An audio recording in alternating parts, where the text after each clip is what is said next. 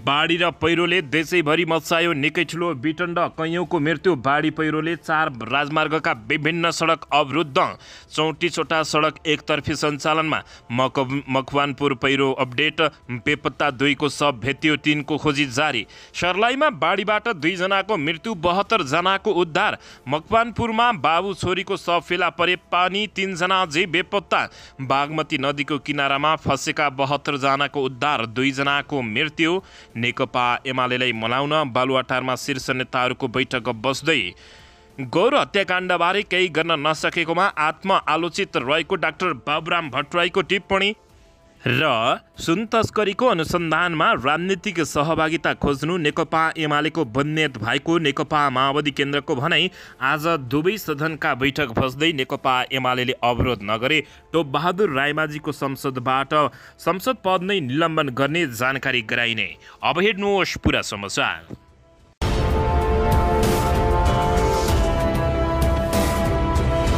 दर्शकबिन नमस्कार, तपाईहरू यति बेला युआर नेपाली युट्युब च्यानल हेर्दै हुनुहुन्छ। दर्शकबिन, यदि हाम्रो च्यानल युआर नेपालीसँग जे पनि सब्सक्राइब गरेर जोडिनु भएको छैन भने सब्सक्राइब गरी जोडिनुहोला, साथमै सँगै रहेको बेल आइकनलाई दबाउन पनि नभुल्नुहोला। दर्शक महानुभावहरू, तपाईहरूले हामीलाई कहाँदेखि हेर्दै हुनुहुन्छ, कस्तो अवस्थामा हेर्दै हुनुहुन्छ, देशदेखि हेर्दै हुनुहुन्छ या विदेशदेखि हेर्दै हुनुहुन्छ। दर्शकबिन, यदि तपाईहरूले हामीलाई रेगुलर हेर्नुहुन्छ भने रेगुलर र पहिलोपटक हेर्दै हुनुहुन्छ भने पहिलोपटक भने कमेन्ट बक्समा गई कमेन्ट गरी हाम्रो मेहनतको लागि एउटा सानो लाइक गर्न पनि नभुल्नुहोला। आउनुहोस् दर्शक महानुभावहरू, आजको पहिलो तथा विशेष खबरतर्फ लागौँ। दर्शकबिन, यति बेला देशैभरि बाढी र पहिरोले निकै ठुलो विटण्ड मच्चाएको छ। बागमती नदीको किनारामा फँसेका 72 जनाको उद्धार गर्नुका साथै 2 जनाको मृत्यु भएको खबर प्राप्त भएको छ। यता मकवानपुरमा पहिरोले बाबु र छोरीको शव फेला परेको छ भने 3 जना अझै बेपत्ता भएका छन्। दर्शक महानुभावहरू, उता सर्लाहीमा बाढी र पहिरोबाट 2 जनाको मृत्यु भएको छ, 72 जनाको उद्धार गरिएको हो। मकवानपुरमा बेपत्ता 2 जनाको शव भेटे तापनि कैयौं दर्शक महानुभावहरू यति बेला लापत्ता भएका छन्। बाढी पहिरोले 4 राजमार्गका विभिन्न सडक खण्ड अवरुद्ध भएका छन् भने 34वटा सडक एकतर्फी रूपमा सञ्चालन भएका छन्। दर्शकबिन, सर्लाहीमा भारी वर्षाका कारण खोलामा आएको बाढीले बगाउँदा 2 जनाको ज्यान गएको छ भने मंगलबार साँझ बाढीमा फँसेका 72 जनाको उद्धार गरिएको छ। सर्लाहीको बाँकी खोलाले बगाउँदा हरिपूर्वा नगरपालिका 7 का 60 वर्षीय भोला चौधरीको मृत्यु भएको प्रहरी उपरीक्षक नरेश राज सुवेदीले जानकारी दिएका छन्। चौधरी सोमबार रातिदेखि नै बेपत्ता रहेका थिए। उनको शव मंगलबार बाँकी खोलामा शव फेला परेको हो। त्यस्तै सर्लाहीको बतावमा नगरपालिका अन्तर्गत पर्ने हजरियामा बागमती नदीमा आएको बाढीले बगाउँदा खेतमा काम गर्न गएका रौतहटको गढीमाई नगरपालिका 2 समरपुरका 65 वर्षीय शहीद राइन भट्टको मृत्यु भएको छ। दर्शकबिन, यसैबीच मकवानपुरमा पहिरोले 1 जनाको शव फेला पारेको छ, 4 जना जे बेपत्ता भएका छन्। दर्शकबिन, घर सहित पहिरोले घर बगाउँदा बेपत्ता पारिएका मध्ये बुधबार 1 महिलाको शव बागमती खोलामा फेला परेको हो। मकवानपुर बागमती गाउँपालिका 5 सिक्रे दोभानकी 22 वर्षीय शिला पहाडी मृत अवस्थामा हरिहरपुरगढ गाउँपालिका 1 का स्थित बागमती नदीको बीच बगरमा फेला परेको जिल्ला प्रहरी कार्यालय प्रवक्ता टेकबहादुर कार्कीले जानकारी दिएका छन्। अझै उनका बाबु अक्कलबहादुर स्याङताङ, श्रीमान जीवन पहाडी 4 वर्षीय मिलन र करिब 1.5 वर्षीय छोरा दिव्या पहाडी सहित 4 जना बेपत्ता छन्। उनीहरूको खोजी कार्य तीव्र भएको प्रहरीले जानकारी दिएको छ। काठमाडौँका विभिन्न स्थानहरू जलमग्न भएका छन्, कैयौंको मृत्यु भएको छ। दर्शक महानुभावहरू, कैयौं घर भएका छन् भने घरघर विहीन भएका छन् भने कैयौंको घर भत्किएको छ। काठमाडौँका विभिन्न स्थानहरूमा जलमग्न भएको छ। दर्शकबिन, यसैबीच यता आज दुवै सदनका बैठक बस्दैछन् तर नेकपा एमालेले अवरोध नगरे टोपबहादुर रायमाझी सांसद पदबाट निलम्बन भएको जानकारी गराइने भएको छ। तर नेकपा एमालेले सांसद अवरुद्ध गरेर सबैलाई हैरानी पारिएको छ। आज बुधबार संघीय सदनका दुवै सदनको बैठक बस्ने भएको छ। दुवै सदनको बैठक दिउँसो 1 बजे बस्ने गरी बोलाइएको छ। सुन तस्करी प्रकरणमा सदन अवरुद्ध गर्दै आएको प्रमुख प्रतिपक्षी दल नेकपा एमालेले गृहमन्त्री नारायण काजी श्रेष्ठले जवाब जवाब दिने शर्तमा हिजो केही बेर सांसद चल्न दिएको थियो। नेकपा एमाले सुन तस्करी प्रकरणमा गृहमन्त्री र अर्थमन्त्री नै संलग्न भएको भन्दै सदन अवरुद्ध गर्दै आएको थियो। तर हिजो गृहमन्त्री सुरेशले दिएको जवाब आफूहरूले राखेको मागभन्दा बाहिरको भएको भन्दै पुनः संसद अवरुद्ध गरेको हो। तर नेकपा एमाले अवरोध गरेपछि हिजोको बैठक कार्यसूचीमा भने प्रवेश गर्न नसकेको हो। आज दुवै सदनमा यसअघि निर्धारित गरिएको कार्यसूची नै राखिएको छ। प्रतिनिधि सभाको बैठकमा राष्ट्रपतिको कार्यालय र प्रधानमन्त्री तथा मन्त्री परिषदको कार्यालयबाट प्राप्त कार्यभार तोकिएको सम्बन्धी पत्रहरूको बेहोरा पढेर सुनाउने कार्यसूची रहेको छ।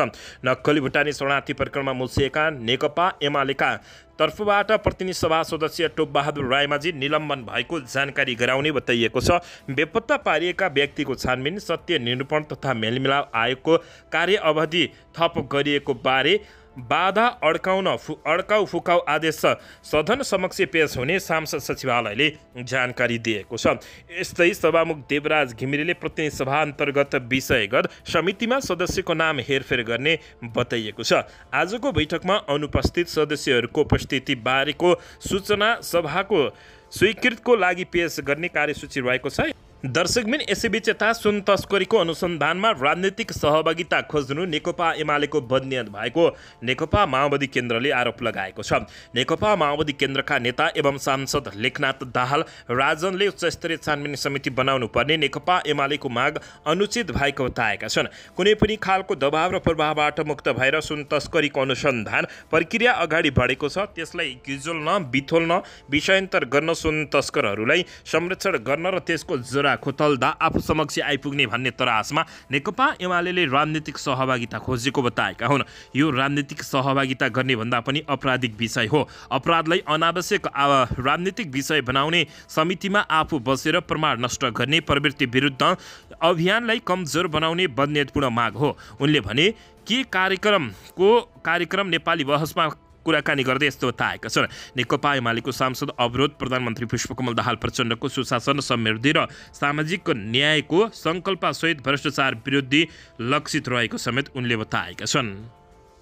दर्शकबिन यसैबीच यता प्रमुख प्रतिपक्षी दल नेकपा एमालेको अडानका कारण लगातार रूपमा सदन अवरुद्ध भएपछि शीर्ष नेताहरू पुनः छलफलमा जुटेका छन्। नेपाली काङ्ग्रेस, नेकपा एमाले र माओवादी केन्द्रका शीर्ष नेताहरू बालुवाटार स्थित प्रधानमन्त्री निवासमा छलफलका लागि बस्न लागेका हुन्। बैठकमा प्रधानमन्त्री तथा नेकपा माओवादी केन्द्रका अध्यक्ष पुष्पकमल दाहाल प्रचण्ड, प्रमुख प्रतिपक्षी दल नेकपा एमालेका नेता केपी शर्मा ओली र नेपाली काङ्ग्रेसका सभापति शेरबहादुर देउवा सहित तीनै दलका उपनेता र प्रमुख सचेतकहरू बैठकमा उपस्थित रहेका हुन्। प्रतिनिधि सभाको बैठक 1 बजे बस्नु अगावै सांसद सुचारू गर्नका लागि सहमति खोज्न उक्त बैठक बस्न लागेको हो। गत साउन 2 गते बरामद भएको 1 क्विन्टल सुनलाई लिएर छानबिन समिति बनाउन माग गर्दै नेकपा एमाले निरन्तर सदन अवरोध गर्दै आएको छ।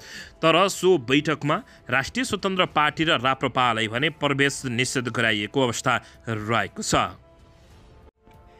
दर्शकबिन सांसदमा गृहमन्त्री नारायण काजी सुरेशको जवाब चित्तबुद्ध नभएको भन्दै नेकपा एमाले फेरि सांसदलाई बन्दी बनाएको छ।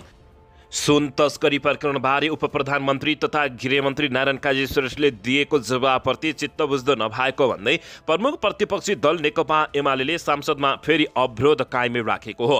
नेकपा एमालेको अवरोधपछि मङ्गलबार बसेको प्रतिनिधि सभाको बैठक स्थगित भएको छ। सभामुख देवराज घिमिरेले सांसदको अर्को बैठक आज दिउँसो 1 बजे बस्ने गरी डाकेका छन्। प्रतिनिधि सभाको बैठकमा सम्बोधन गर्दै गृहमन्त्री सुरेशले सुन तस्करी प्रकरणको अनुसन्धान परेडको केन्द्रीय अनुसन्धान ब्युरो CIB गरिरहेको भन्दै राज्यकै निकायलाई विश्वास गर्नुपर्ने बताएका थिए।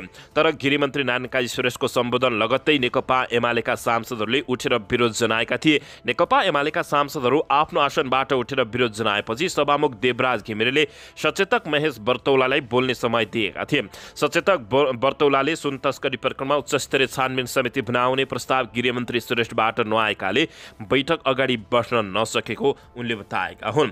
उनले नेकपा एमाले राज्यका अङ्गमा विश्वास गर्ने भए पनि सुन तस्करी प्रकरणमा गृहमन्त्री र अर्थमन्त्री नै अनुसन्धानको दायरामा आउनुपर्नेमा त्यसो हुन नसकेकाले उच्चस्तरीय छानबिन समितिको माग गरिएको बताएका थिए।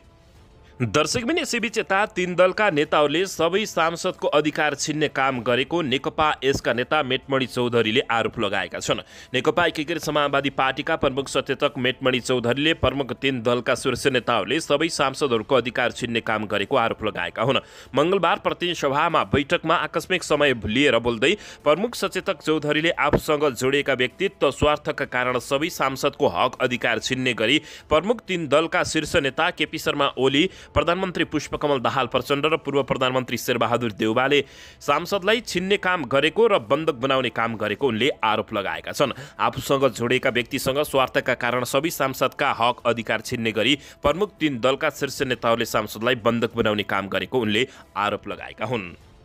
दर्शकबिन यसैबीच यता नेकपा माओवादी केन्द्रका सांसद देवेन्द्र पौडेलले सदन प्रतिपक्षको मात्रै नभएको जवाफ दिएका छन्। हिजो प्रतिनिधि सभाको बैठकमा बोल्दै उनले जनताको समस्याहरू उठ्नुपर्ने प्रमुख स्थानको रूपमा सदन रहेको भन्दै सांसदको कुनै पनि नियमावलीमा सदन प्रतिपक्षी नेकपा एमालेको मात्रै हो भनेर नलेखिएको उनले बताएका छन्। सदन निर्वाचित जनप्रतिनिधिहरूको साझा भएको सांसद पौडेलको तर्क रहेको छ। उनले भने सांसदलाई सुरु गर्न र जनताको समस्याहरू उठाउनु प्रमुख स्थानको रूपमा सदनलाई लिन्छ। यो सदन हामी सबैको हो, कुनै पनि नियमावलीमा यो सदन प्रतिपक्षको हो भनेर लेखिएको छैन भन्दै नेकपा एमालेलाई राम्रोसँग स्वभाव सिकाएका छन्। दर्शकबिन यसैबीच यता केपी शर्मा ओलीको पालामा बनेको समितिले 1 तोला सुन पनि पत्ता लगाउन नसकेको भन्दै गृहमन्त्री श्रेष्ठले कुनै काम नगर्ने बताएका छन्। गृहमन्त्री नारायण काजी श्रेष्ठले सुन काण्ड प्रकरणमा विगतमा संसदीय छानबिन समितिको प्रतिवेदनको कार्यान्वयन नभएको बताएका हुन्। उनले हिजो प्रतिनिधि सभाको बैठकमा सिआइबीलाई छानबिन दिनुको सट्टा बनाइएको संसदीय समिति निरर्थक भएको बताएका हुन्। 33 किलो सुन 1 ग्राम पनि पत्ता लगाउन नसकेको समेत उनले बताए। उनले तत्कालीन प्रधानमन्त्री केपी शर्मा ओलीको पालामा बनेको छानबिन समितिको प्रतिवेदनमा उल्लेखित सुनको अत्तोपत्तो नभएको बताएका हुन्। उच्च स्तरीय छानबिन समिति संसदीय समिति पनि बनाएर हेर्यो। उनले भने सुन काण्डमा त्यसको प्रतिवेदनको कुनै कार्यान्वयन भएन, निरर्थक भयो। उनले भने तत्कालीन प्रधानमन्त्री केपी शर्मा ओलीको पालामा एउटा छानबिन समिति बनेको थियो। त्यो छानबिन समितिको रिपोर्टमा के छ भने 70 देखि 74 सम्म 7,979 किलो सुन नेपाल भित्रियो, तर त्यसको कुनै अत्तोपत्तो लागेन उनले बताएका हुन्।